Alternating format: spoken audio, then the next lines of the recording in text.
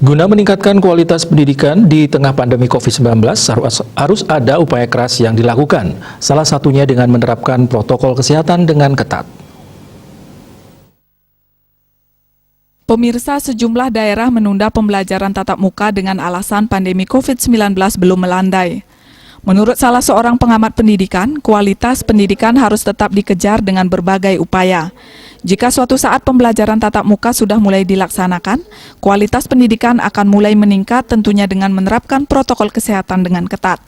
Sudah terasa siswa, guru juga kejauhan itu. Nah, ini sebetulnya menjadi pemikiran pemerintah, terutama kan payungnya menurut turunnya kualitas pendidikan ini berisiko. Yang berikutnya, kedua adalah saya meyakini kalau tatap muka itu bisa dijalankan dengan syarat.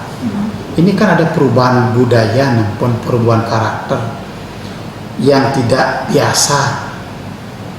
Yang dulu biasa kita tidak ada prokes, sekarang harus ada prokes. Ini kan memerlukan proses.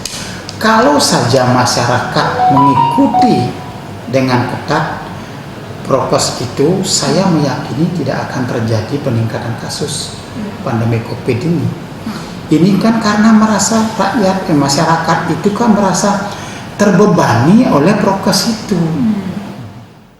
Disiplin menerapkan protokol kesehatan merupakan salah satu upaya dalam mengejar kualitas di segala bidang termasuk bidang pendidikan. Desa Aryani, Bali TV.